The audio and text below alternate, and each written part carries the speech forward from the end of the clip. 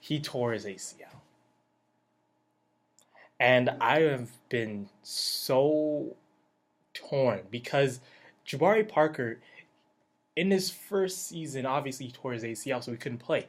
The following season, he comes in, he does all right, right? It's more of a recovery thing.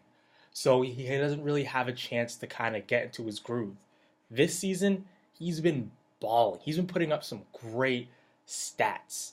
And here's the thing, it wasn't even like he was driving to the basket. He was away from the ball. So I haven't seen the replay, but he must have been trying to cut to the basket and, his knee just got messed up. And he did re injure the same knee that he did back in 2014. So it's really sad to see Jabari go down. I wish him a speedy recovery because he was absolutely balling. Him and Giannis would have been so good. And that's one of the younger teams that I think in the next few years can be really, really good if Jabari and Giannis stay together. Especially with Chris Middleton coming back. Hey, maybe they could have been a dark horse this season. But we don't know now. Jabari Parker is going to be out for the remainder of this season. Now, this news is a little bit late, but I forgot to cover it last week. And most of you guys know Zach LaVine, another young prospect for the Minnesota Timberwolves. He also tore his ACL. Now, at first, it didn't look like it because he kind of got up and he was walking, not really limping at all. Usually when you see people go down with those injuries, they can't walk right, they get carted, or their teammates really help him back to the bench. But he seemed to have tried to walk it off, and they labeled it a bruise at first. But it came down to the fact that it turned out to be a tear. So he's going to be out for the remainder of the season, and that is just horrible news. Okay, he was also playing very, very well. It seems like the ACL tear this year has just been going after young individuals. So hopefully they all come back a little bit later uh, next year because they're going to take at least 8 months maximum.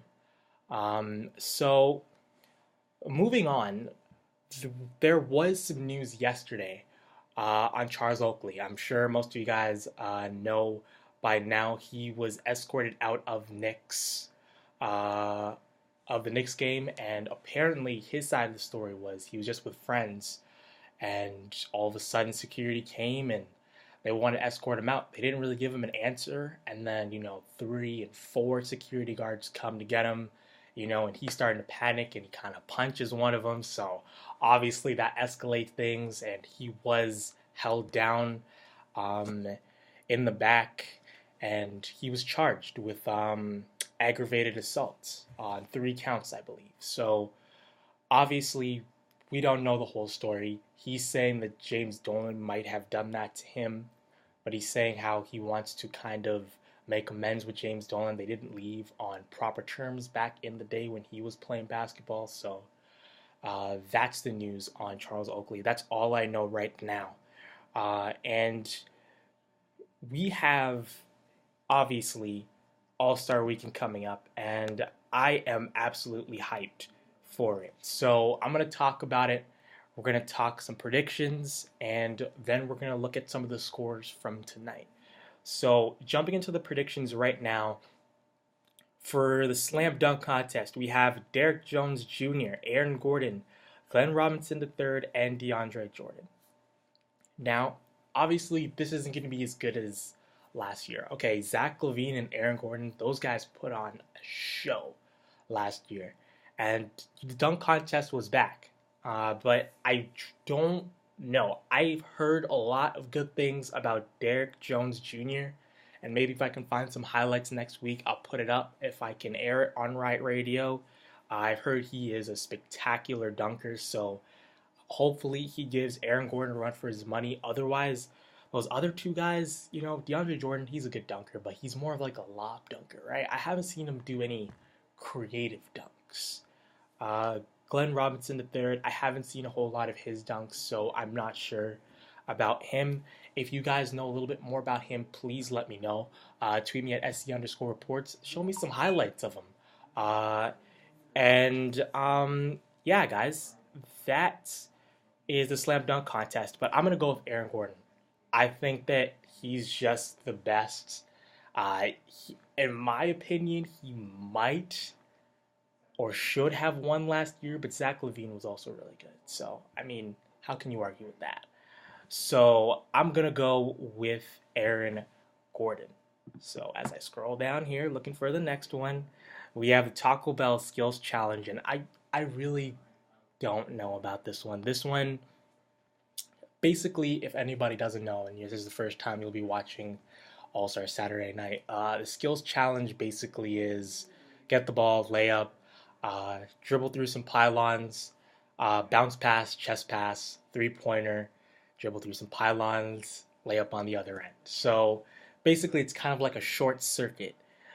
So here are the contestants: Devin Booker, DeMarcus Cousins, Anthony Davis, Joel Embiid, Gordon Hayward, Kristaps Porzingis, Isaiah Thomas, and John Wall. Now, from these guys, I'm going to go with John Wall because he's the fastest. He's a great passer. The only thing that might slow him down is that 3-point shot. He's not the greatest of shooters.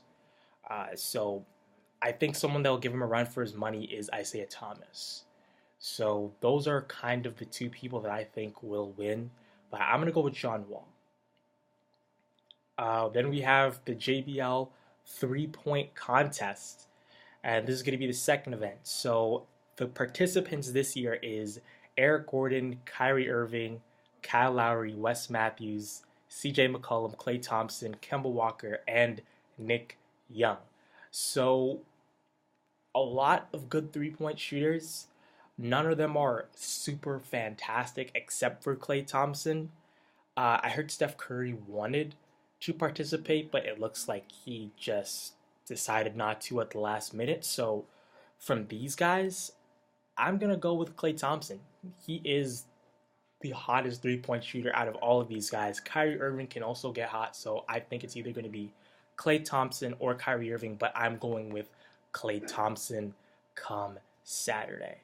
And it's not this Saturday, I believe. I believe it's the following Saturday. And I believe that's it, guys. There was also a celebrity game that usually happens on Friday before the Rising Stars, but there's not a ton going on with that. So personally, before it was fun, right? When Kevin Hart was doing it and he was promoting it, but for the most part, it wasn't super fun without him.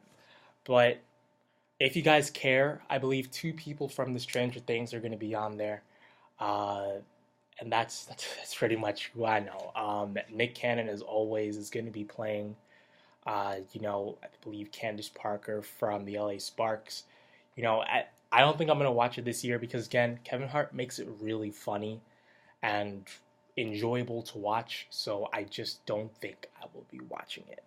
But getting closer to the time, we will talk about the Rising Stars Challenge and also the All-Star Game probably next week on Thursday.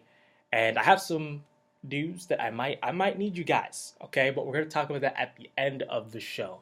Right now, I'm going to go to break, okay? I'm going to go to break. And when we get back, we're going to talk about that crazy Super Bowl, the ads, all that good stuff. So right now, we're going to go to break. And I'll see you guys after that here on RiotRadio.ca.